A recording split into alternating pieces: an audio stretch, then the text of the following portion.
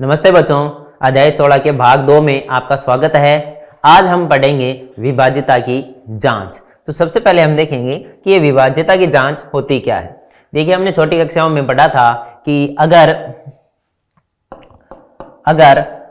जैसे उदाहरण के लिए 603 2 से विभाजित है या नहीं है, तो हमने ये क्या देखा था कि अगर 2 का भाग दे देंगे 630 में, तो अगर शेषफल 0 आता है तो ये क्या है, 2 से विभाजित है। मान लो हमें ये पूछ ले क्या ये 2 से विभाजित है,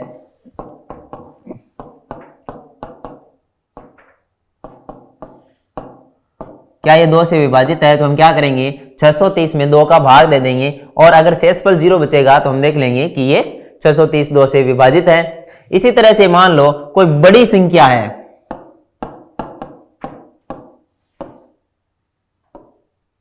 इस तरह से इतनी बड़ी संख्या है, अब इसको पूछें 2 से विभाजित है या नहीं है, तो हम क्या करेंगे, इसमें भाग देंगे तो बहुत ज्यादा समय लगेगा। तो इसके लिए हमें एक तकनीकी अपनाई, वो है विभाज्यता की जांच। तो विभाज्यता की जांच कैसे होती है और क्या होती है, तो जैसे कि छोटी कक्षा 6 में हम जिस तरह से पढ़ चुके थे कि 2 से विभाज्यता के लिए क्या नियम होंगे, जैसे कि जो जितनी भी सम संख्याएं हैं वो 2 से विभाजित होगी, 5 से विभाजिता कैसे होगी, 11 से विभाजित होगी तो वो किस तरह से होगी। तो यहां हम इस अध्याय में नया क्या पढ़ने वाले हैं, इस अध्याय में ये पढ़ने वाले हैं कि ये विभाजिताएं 2 से विभाजिताएं, जैसे सम संख्या 2 से विभाजित होगी तो वो क्यों होगी। तो यहां पर इस चीज को हम पढ़ेंगे, साथ में 10, 5, 3, 9, 2 आदि की विभाजिताएं भी हम क्या करेंगे, पढ़ेंगे। तो चलिए शुरू करते हैं। सबसे पहले 10 की विभाज्यता के नियम। 10 द्वारा कोई भी संख्या विभाजित होगी, कोई भी संख्या का अगर 10 से विभाजित होगी तो इसका इकाई के स्थान पर हमेशा क्या आएगा, 0 आएगा। अब ये किस तरह से आएगा, ये चीज हम यहां पर पढ़ेंगे। देखिए, कोई भी 3 अंकी मान लो, एक संख्या है CBA। CBA ये होने का मतलब, इसका अगर विस्तारित रूप लिखें तो 100 गुणा C प्लस 10 गुणा B प्लस A होगा। ठीक है, अब 10 की विभाज्यता का जो नियम है वो हम इसमें किस तरह से निकालेंगे। देखिए, यहां पर 100 है और यहां पर 10 है, अगर इस दोनों में हम अगर 10 का भाग दें तो 100 गुणा C बटा 10 प्लस 10 गुणा B बटा 10, ये तो 10 से पूरी तरह से क्या हो जाएंगे, विभाजित हो जाएंगे। प्लस में जो A है, अब ये पूरी संख्या विभाजित करना है, तो अगर ये A है, ये 10 से विभाजित होगा तो पूरी संख्या क्या होगी, 10 से विभाजित होगी।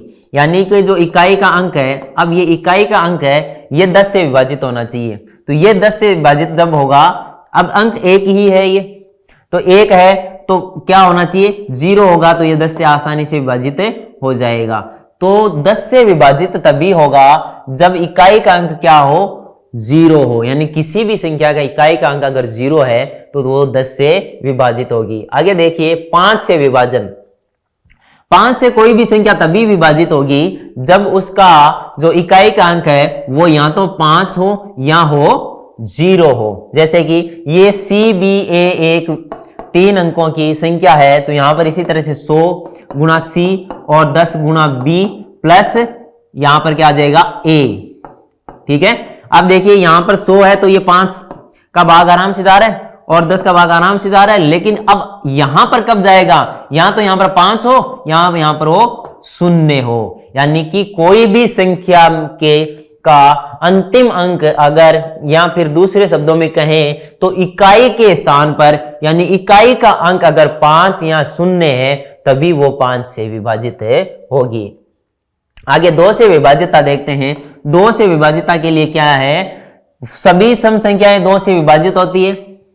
कक्षा 6 में भी हम पढ़ा था हमने, लेकिन यहां पर पढ़ेंगे क्योंकि देखिए, अगर कोई भी CBA कोई भी एक 3 अंकों की संख्या, ये अंक है अलग अलग, तो इसको हम कैसे लिखेंगे, 100 गुणा C प्लस 10 गुणा B प्लस A लिखेंगे।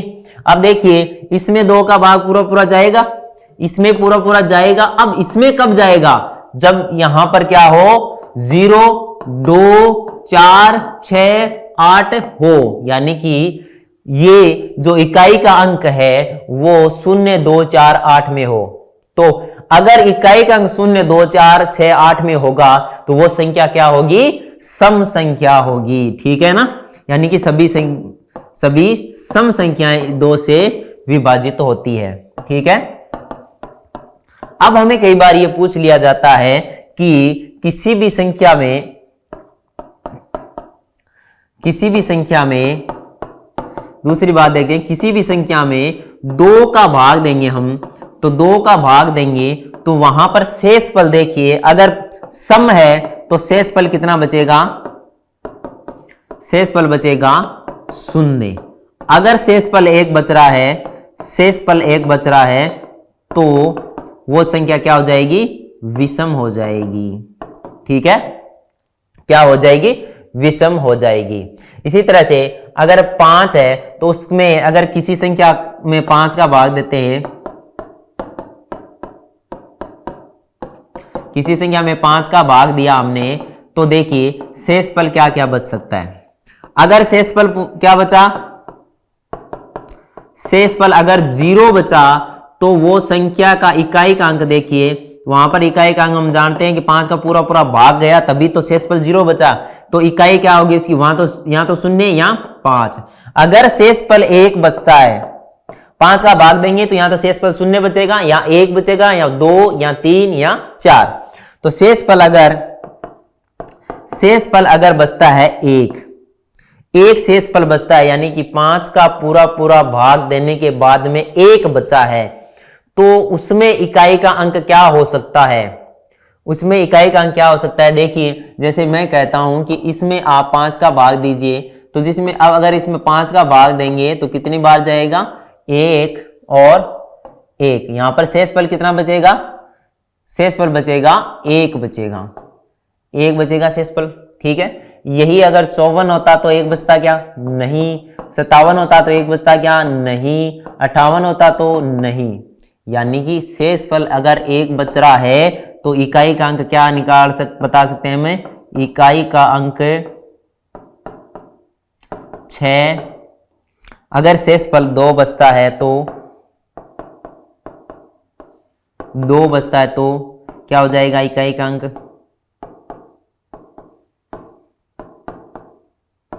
2 बचता है तो इकाई का अंक 7। इसी तरह से शेषफल 3 बचता है तो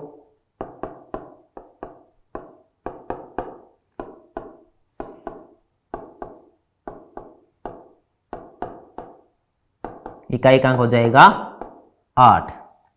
ठीक है, और शेषफल 4 हो तो इकाई का अंक क्या हो जाएगा?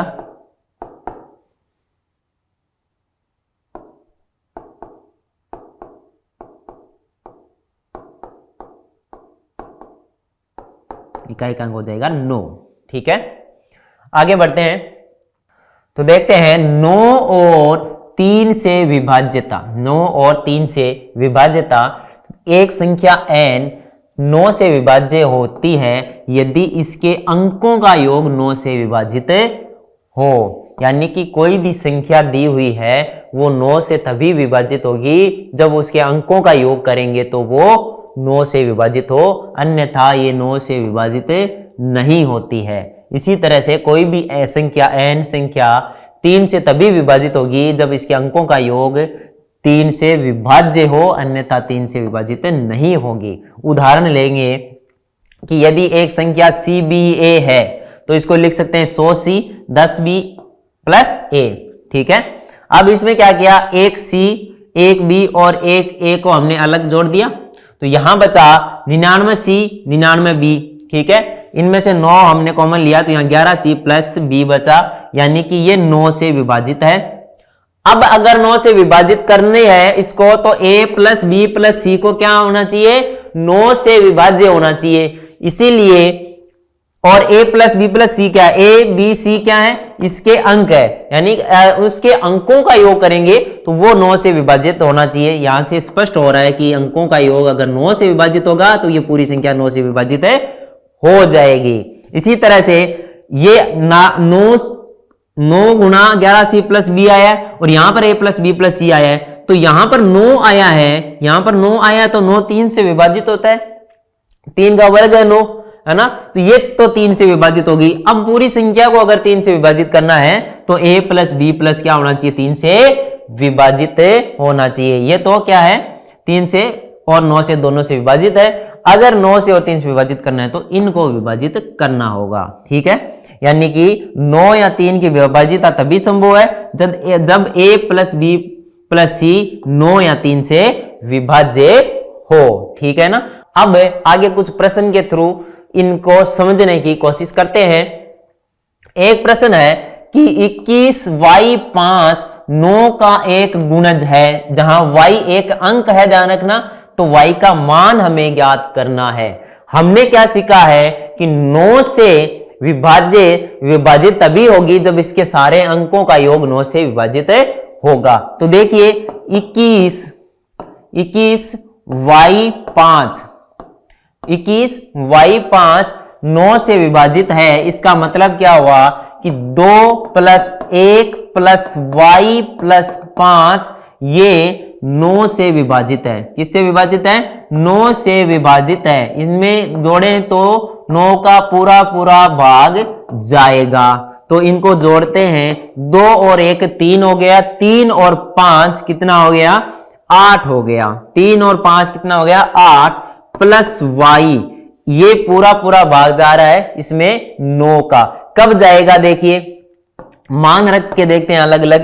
y का मान अगर हमने, देखिए y का मान कहां से कहां तक आ सकता है, एक अंक है तो y का मान या तो 0 हो सकता है, 1 हो सकता है, 2 हो सकता है, 3 4 5 6 7 8 9 तक रख सकते हैं। यहां तक ही हम y का मान रख सकते हैं। तो देखिए सबसे पहले हमने y का मान रखा, y बराबर 0 रखा, तो 8 प्लस 0 ये तो विभाजित नहीं है।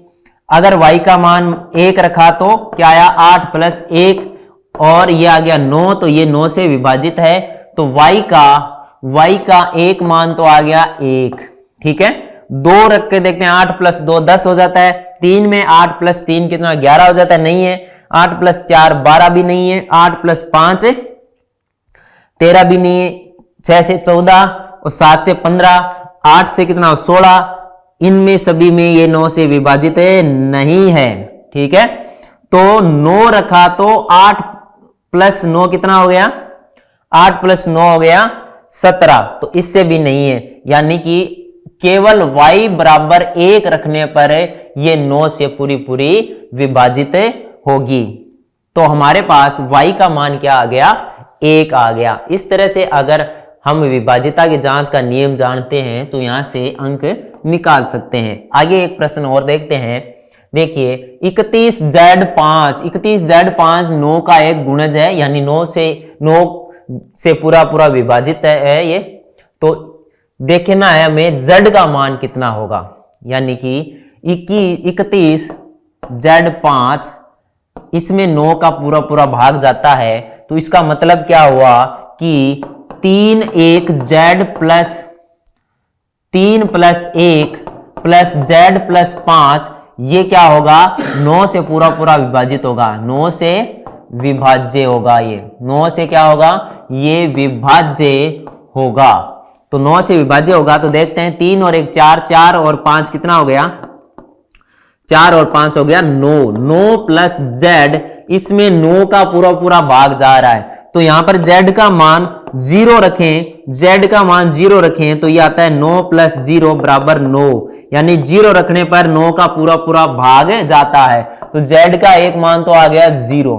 अगर 1 रखें तो 10 आ जाएगा, 2 में भी नहीं आ रहा है, 3 में नहीं आ रहा है, 4 में भी नहीं आ रहा है, 5 में भी नहीं आ रहा है, 6 में 15 हो जाता है, 7 में 16, तो यहां पर 8 में क्या हो जाएगा 17, और 9 रखें z का मान तो क्या आएगा, z बराबर 9 रखें तो 9 प्लस 9 बराबर 18 होता है। ये 9, इसमें 9 का पूरा पूरा भाग जाता है, यानी एक z का मान क्या हो सकता है 9। तो यहां से हमें z का मान कितना मिल गया, एक तो मिल गया 0, एक मिल गया 9। यानी अगर z का मान 0 हो और एक z का मान 9 हो तो ये पूरी तरह से विभाजित होता है। अगर हमें ये भी पूछ ले कि ये कौन कौन सी संख्याएं होगी तो z की जगह एक में तो रख देंगे 0, यानी 3105, और एक हो जाएगी 3195, ठीक है ना।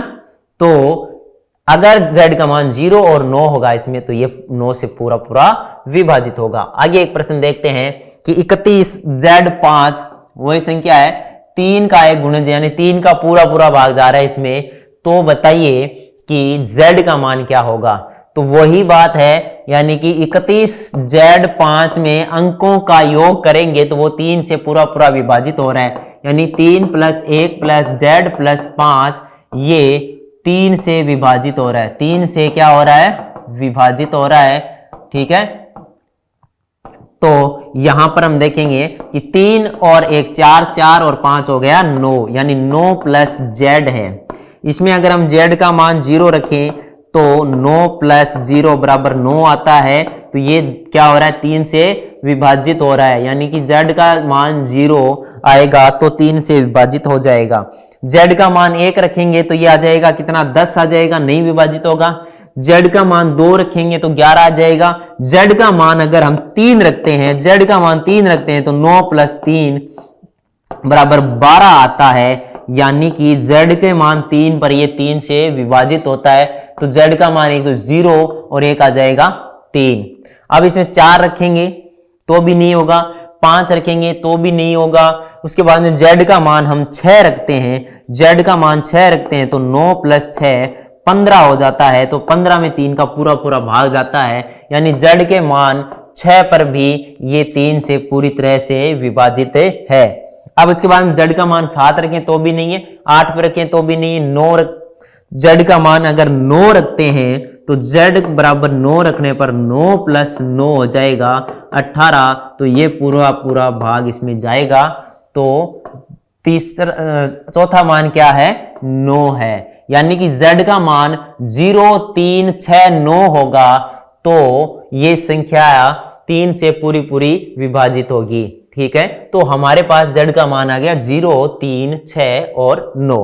तो बच्चों, इस अध्याय में हमने पढ़ा कि संख्याओं का व्यापक रूप क्या होता है और संख्याओं को व्यापक रूप में किस तरह से लिखते हैं, उसके बाद व्यापक रूप से सामान्य रूप में किस तरह से लिखते हैं। उसके बाद में हमने पढ़ा कि कुछ पहेलियों में क्या होता है कि अंकों के स्थान पर अक्षर निरूपित किए होते हैं और हमें यह बताना होता है कि ये अक्षर किस अंक को बताता है। उसके बाद में हमने विभिन्न अंकों की विभाज्यता की जांच की और उनसे संबंधित कुछ प्रश्न किए, और इसके साथ ही ये अध्याय समाप्त होता है और इसके साथ साथ ही हमारे गणित का पाठ्यक्रम भी पूरा होता है। मैं उम्मीद करता हूं कि आपने इस पाठ्यक्रम को अच्छे तरीके से समझा होगा और अच्छे तरीके से पढ़ा होगा। धन्यवाद।